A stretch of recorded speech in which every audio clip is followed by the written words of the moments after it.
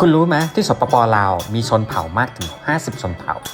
วันนี้จะพาไปดูชนเผ่าภูไทย1ใน50ชนเผ่าของสปป.ลาวเมื่อคลิปที่แล้วนะครับเราพาไปรู้จักเผ่ากิมมุเผ่ากระตู้เผ่ามงเผ่าลื้อและในตอนนี้นะครับเราจะไปบุกไปถามดูให้รู้ว่าชนเผ่าภูไทยมีวิถีความเป็นอยู่อย่างไรแยกออกได้อย่างไรว่าชนเผ่าไหนเป็นแบบใดคอยกดติดตามนะครับว่าชนเผ่าต่อไปจะเป็นชนเผ่าอะไรแต่วันนี้เราจะพาไปรู้จักชนเผ่าภูไทยกันครับแล้วก็เรือนที่2เป็นเรือนภูไทยนะจากวีระบุรีนั่นคือสวรรณเขตนะเรือนที่2เราขึ้นไปดูนะว่าเรือนนี้จะเป็นยังไงบ้างครับไปชมเบิ่งเจออีกแล้วคนนี้นะท่านก.วิเศษจะเจอภูไทยด้วยก็เจอท่านก.วิเศษนะเป็นอาจารย์เข้ามานี่นำพาเข้ามาอีกแล้วจากสวรรณเขตนะจากวีระบุรีนะโดยเข้าไปเบิ่งในเมืองวีระบุรีนี่เป็นเมืองที่มีคนอาศัยอยู่เกือบ 6,000 ปีนับแต่ยุคหินมีโขดหินต่างๆแล้วก็คนที่อาศัยอยู่ในเขตดังกล่าวนี้พร้อมเดียวกับหันยังนอนในเส้นทางสายไหมเป็นแหล่งผลิตทองแห่สินทองสำคัญที่สุดในภาคพื้นพวกเขาส่งขายไปฮอดจีนเนาะ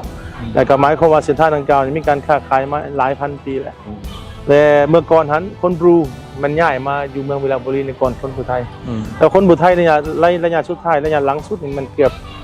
200 กว่าปีนี้200-300 ปีย้ายมาจากเดียนเวียนฟูหรือว่า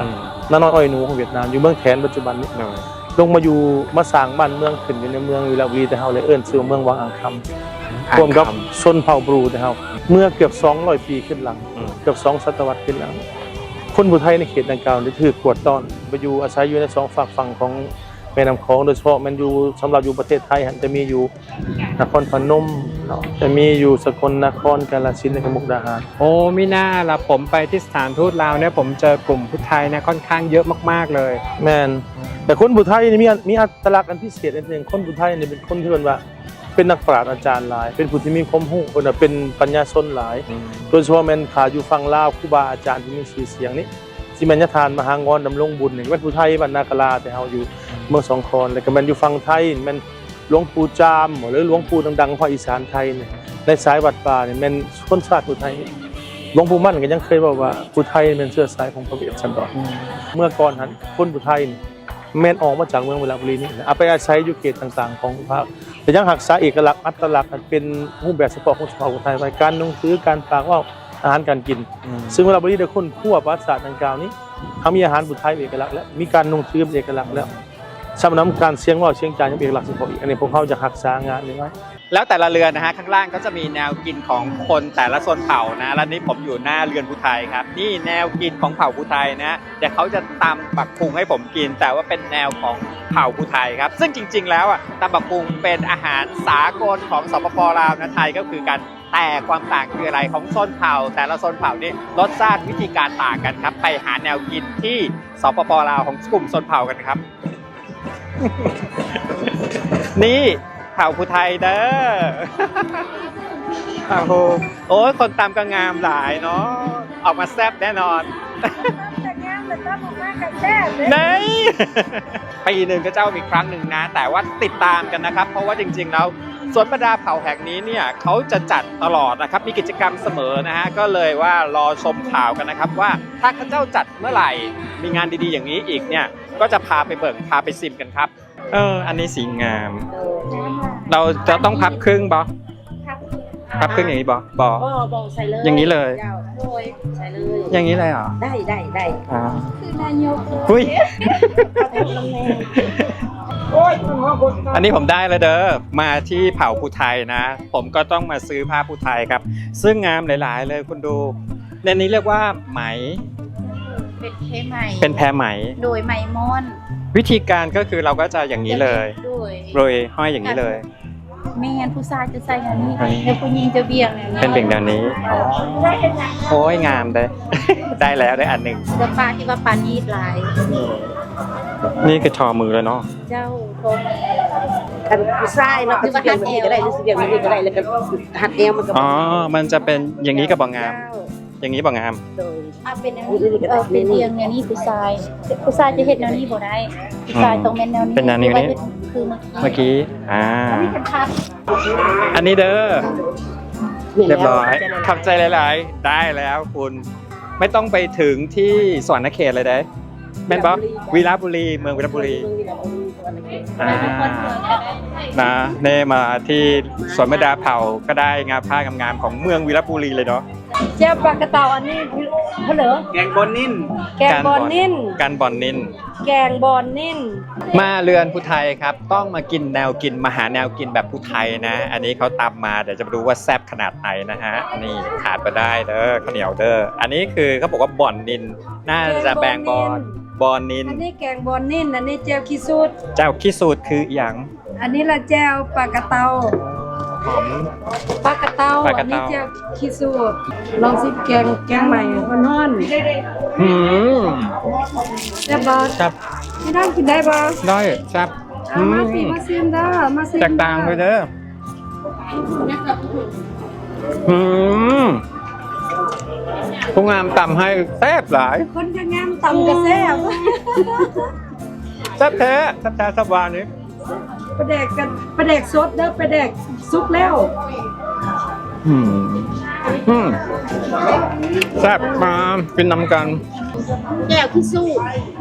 แล้วผู้เล่าแล้วเอิ้นมาน้ำพักแต่มาบุกคือกันแก้วขี้สู้กันอันคือสองก้อนแล้วหาน้ำก็เอ็ดเป็นก้อนเป็นก้อนเอ็ดเป็นก้อนแล้วก็ตาแดดไว้แล้วก็ตำเสื้ออันนั้นผงแก้วผงที่เฮาเลยต้มเคลเฮาทำอิดก็เอาพักมาแล้วก็บอกได้3 มื้อ 4 มื้อเอาพักมาได้แล้วก็บอกแล้วก็ตำแล้วก็เอาคือใส่โคซ้ำกะประมาณบอกไว้3 มื้อแล้วก็มาต้มแล้วก็หอมทุยอยู่หั่นแหละ จะได้กินเนาะ แม่นต้มไฟอ่อนๆเคลอยู่หั่นละคนอยู่หั่นแหละป่นปลากระเต่า ป่นปลากระเต่า ปลากระเต่าแล้วแม่นปลาน้อยที่เฮาถือโตนถือใส่ที่เฮาไปตึกสะดุ้งอยู่โฮยอยู่ห้องอยู่เนาะหนองหน้าน่ะแล้วมาแล้วก็ใส่ขี้มันน่ะใส่ขี้มันแล้วก็ตากแดดนึงหรือว่า2 แดดก็ได้ผู้ละมักโลก็ตาก2 แดดนั่นน่ะนะมาแล้วเฮาละมาตากแดดแล้วมันต่ำป่นมุนๆแล้วเฮาละมาห่อใส่กาบล่างน่ะกาบไหมค่ะเด้เอามาเฮ็ดสารเฮ็ดปุ๊บเป็นหยังอะเด้มาห่อแล้วก็มัดชนนั้นชนนี้แล้วก็ยอดลงไว้แล้วเฮาดนยังกิน2 เดือน 3 เดือนยังกินก็ได้มาป่นแล้วก็หน่อไม้ต้มหวานเฮากับโลกพักในขณะโลกพักกันจองโลกมันโทโลกมาโทผู้นี่แหละอันนั้นภาษาของผู้ไทยนะแต่เลยแต่ดังเดิมมานั่นน่ะ เรียกว่ามนต์เสน่ห์ของผู้ไทยการนุ่งถือผู้ไทยและยังจะมีการแสดงมูลมังมรดกที่เป็นของเมืองวังอังคำในอดีตที่แม่นของแท้ที่มีปัจจุบันนี่ซึ่งคนพบปีกายนี้ปีผ่านมาเขาได้คนพบมูลมังดังกล่าวเอามานำแสดงในงานดังกล่าวให้ลูกหลานผู้ไทยได้เห็นว่าโอ้ผู้ไทยเฮามีมาเนี่ยนี่มีมูลมังสังขยาแบบดังกล่าวอันนี้มันแต่มือสุดท้ายมันแม่นขบวนการแห่ใหญ่จากบรรดาจังหวัดของภาคของประเทศไทยจากทุกๆนั้นเมืองอยู่ภายในแขวงสนเขตนี้จะได้พร้อมพากันแห่ขบวนดังกล่าวเลยประมาณเกือบ 2,000 กว่าคน 2,000 คน และเนื่องในโอกาสเมื่อนั้นเปิดงานหันแม่นมือที่ลาวของเฮานี่ได้ประกาศออกว่าแล้วลำวงลาวนี่เป็นมรดกโลกหรือว่าเป็นอินทังจิโวต่างๆหันเนาะและพวกเฮาจะเห็นขบวนการฟ้อนลำวงที่ใหญ่ที่สุดนับจากที่สปปลาวเฮาหรือว่าลำวงลาวพวกเฮานี่ได้รับเป็นมรดกโลกแล้วอยู่นี่จะถูกบันทึกไว้เนาะอันนี้แม่นความภูมิใจของเฮาอันนึงว่า กี่คนครับท่าน คือประมาณเกือบ2,000 หา 3,000 คนเขาจะบื้นขึ้นไปนุ่งสุดผู้ไทยนุ่งสุดผู้ไทยนุ่งสุดคนบรูเข้ามามันจะมีกระบวนการแสดงของ2ฝั่งของพร้อมแล้วก็มันจะมีพิเศษในพวกเขาได้ประดิษฐ์คิดแต่งลำอันใหม่กับเพลงอันใหม่ขึ้นมาเมื่อเดือนใช่นั่นก็ให้เกียรติในการประดิษฐ์คิดแต่งเพลงในแม่นอาจารย์มงคลสาภูวงศ์แม่นศิลปินแห่งชาติสปิตของโซปราได้พิดแต่งเพลงให้แต่เฮายินดีต้อนรับพี่น้องผู้ไทยของพวกเขาหมดจนเข้าสู่ดินแดนเมืองวีรบุรีอันที่2เนี่ยได้แต่งเฮาเกียรติจากอาจารย์ดอกเพกแดนจำพรผู้ที่แต่งหมอลำจะว่าเก่งที่สุดแหละเลยเพิ่นในแขวงสนเขตแต่เฮานี่เป็นมือหนึ่งเพิ่นแต่งเพลงประวัติศาสตร์ของความเป็นผู้ไทยให้แต่เฮาอย่างชัดเจนในบทดังกล่าวจะนำใช้เขาในการฟ้อนการลำของไอ้น้องพ่อแม่นางเฮียนอย่างนี้บ่ถือว่าคนผู้ไทยต้องได้พยายามเมืองวัง อันนี้แหละแม่นบนนิ่นมีหาบอนมาแล้วก็เฮาอบปะไว้มือ2 มือใส่ถุงไว้หั่นน่ะมันก็สิเหลืองๆแล้วเรามาตำแล้วเอาส้มมาใส่ส้มธรรมชาติเฮาเด้สิเป็นส้มกบบ่ส้มใบส้มซื้นบ่แล้วก็เอาเฮาใส่กระบังทำใส่กระบังไปปิดปะมันลง3 มื้อแล้วเฮาไปหลาม ลามคือลามต้องขลามลามแล้วนะฮะแล้วก็มันซุกแล้วฮะแล้วเฮากันเท่าออกมาแล้วไปนึ่งแล้วนึ่งแล้วจังมาต้าพึ่งใส่เด็ดใส่กระดงแบบภาษาเอาได้กระดงเป็นป้องเลยเด้คือกระดงมอนนี่แหละนั่นนะฮะตะบอนนิ่มนี่นะนั่นบัดก้ามันแห้งแล้วบ่ให้มันตึกโมกแล้วเฮาก็มากู้ไว้ ยากเนาะกว่าจะได้มาแต่ละคนแต่ละ กู้ไว้แล้วมีอันนั้นคันว่าคือแค่คือคนไปนิดหน่อยเธอได้เพิ่นจะเอาสุกินอันนี้นะคันว่าค่อยอยากกินก้นปลากระเต้าเพิ่นจะเอ็ดสุกินโมเมนต์ได้แค่มาทั้งมื้อแล้วค่อยสิหับหรือบ่นั่นน่ะหั่นน่ะแม่นบ่ง่ายได้เพิ่นสิได้กินได้คันบ่แล้วได้กินแม่นแม่นแหละคันสมมุติจะไปนี่ก็